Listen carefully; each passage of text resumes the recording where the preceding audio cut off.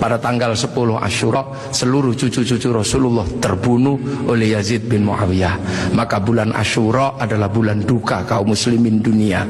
Makanya orang Indonesia terutama di kampungnya Bapak Presiden menyebut bulan Asyura dengan sebutan bulan Suro. Ekornya saja yang diambil, karena orang Jawa itu sukanya ngambil ekornya aja. Muhammad diambil mat, Asyura diambil suro. Makanya di bulan Asyura orang berduka karena terbunuhnya cucu Rasulullah. Maka di Jawa ada tradisi tidak mantu, tidak nikahkan anak, itu karena bulan duka. Di Jogja ada yang namanya keliling beteng. Maksudnya di bulan Suro jangan terlalu banyak mulut, jaga mulut. Nah di Solo mengikuti kebo Kiai Slamet, kalau kebonya keluar tainya diusapkan ke seluruh tubuh. Ini bulan duka, jangan bersolek. Dan biasanya bulan Asyura di Indonesia diikuti dengan santunan anak yatim. Nah inilah. Dan dari situ terus Islam bergerak, makanya monumen-monumen itu. Lahir Sayyid Ali Zainal Abidin. Lah Sayyid Ali Zainal Abidin kemudian bergeser, punya anak Sayyid Muhammad Baqir, menjauh punya anak Sayyid Ja'far Shadiq, menjauh diteruskan sama Sayyid Ali Uraidi, menjauh diteruskan sama namanya Sayyid Muhammad, diteruskan Sayyid Ubaidillah, teruskan Sayyid Isa Naqib, diteruskan sama Sayyid Ahmad Al-Muhajir, teruskan Sayyid Alwi, teruskan Sayyid Muhammad, teruskan Sayyid Alwi, diteruskan namanya Sayyid Ali Khalid Qasam, teruskan putranya namanya Sayyid Ahmad Sohib Mirbat, teruskan namanya Sayyid Alawi Amil Faqih, punya anak Sayyid Abdul Malik sampai Mongolia, punya anak Sayyid Ahmad Jalaluddin sampai Campa, punya anak Sayyid Muhammad sampai Pase, dan punya anak Sayyid Jamaluddin Al-Husaini Al-Kabir sampai tanah Nusantara di pedalaman, yang kemudian karena turunnya di Jawa, Sayyid Jamaluddin Al-Husaini Al-Kabir, orang Jawa punya Hono Coroko, maka kemudian di Jawa dikenal dengan nama Syekh Jumadil Kubro. Dan disitulah kemudian Islam ketemu dengan kebudayaan peradaban Nusantara. Nah inilah tonggak Makkah ini yang akhirnya menjadi penjelasan, oh ternyata Makkah sini geser di sini. Dan kemudian kita diingatkan bahwa Syekh Jumadil Kubro punya anak namanya Said Ibrahim pindah Palang Tuban sana, punya anak namanya Raden Rohmat Sunan Ampel. Nah ini yang kemudian bangun peradaban baru di Nusantara.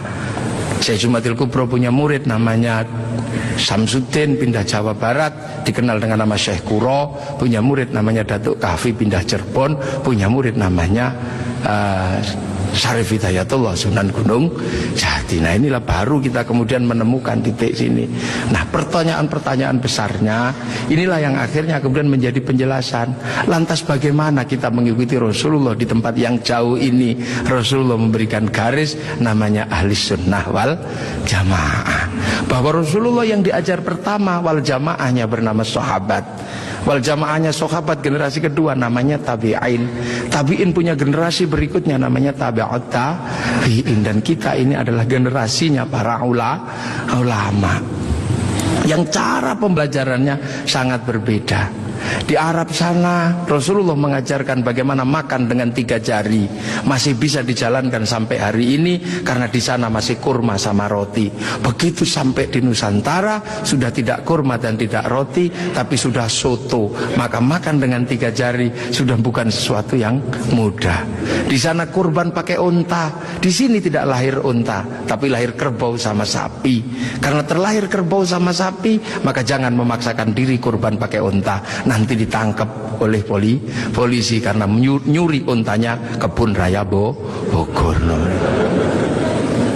Ini di sana masih bisa pakai jenggot dengan utuh, tapi di sini rasnya adalah ras Mongol, sudah tidak punya jenggot. Inilah maka ulama-ulama awal yang datang ke sini tidak pernah ribut masalah simbol-simbol yang tidak bisa dilakukan oleh orang Indonesia.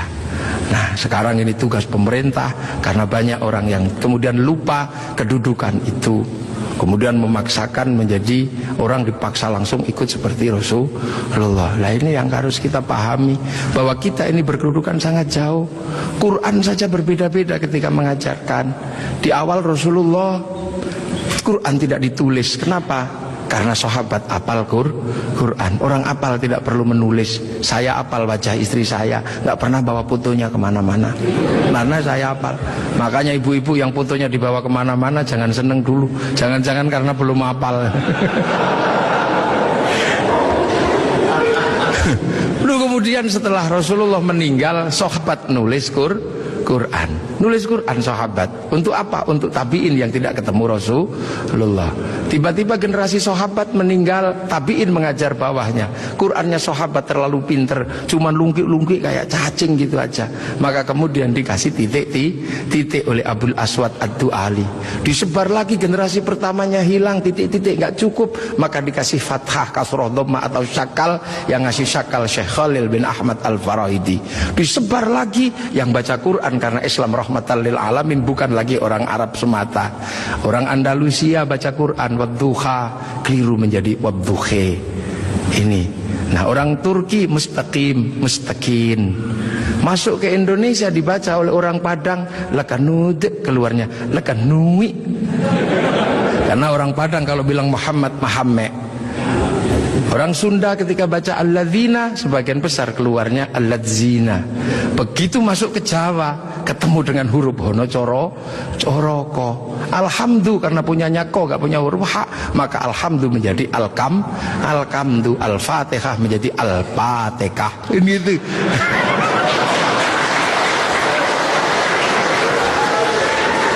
Nah ini, orang kalau ngerti proses kodifikasi Quran pasti tahu.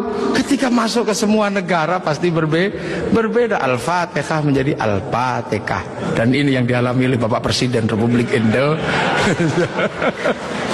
Iya, makanya Al-Fatihah. Itu. Ya Hayyu Ya Qayyum menjadi Ya Kayuku Ya Yumu. Robbil Alamin kayaknya punya huruf ain, nggak punyanya ngo, keluarnya Robbil Ngalamin. Nggak punya dot, punyanya lo, maka Ramadan keluarnya Romlan. Begitu dibaca orang Bali sangat susah karena orang Bali nggak bisa bilang tok, bilangnya tok. Maka sirotol menjadi sirotol ladzina an'amta alaihim. Islam berkembang ke semua negara dan berbeda. Ketika dibaca oleh orang Bugis alaihim, keluarnya alaihing. Karena orang Bugis kalau bilang n jadi eng, kalau bilang eng jadi n. Makanya ada dulu mantan Kabulok bernama Beduamang, itu berasal dari Abdurrahman. Nah itulah makanya kemudian Islam bergerak. Nah lantas apa? Lantas terciptalah sebuah ilmu untuk bagaimana orang di seluruh dunia Islam mampu membaca Al-Quran. Dibikinkanlah sebuah ilmu yang dikasih judul At-Tajwid fi Qiraatil Quran, yang nulis Abu Ubay Qasim bin Salam. Orang akan tahu. Nah ini generasinya para ulama. Dan yang paling besar, yang mungkin Bapak Presiden sudah pernah saya sampaikan, tapi ingin saya sampaikan lagi biar kita tidak lupa.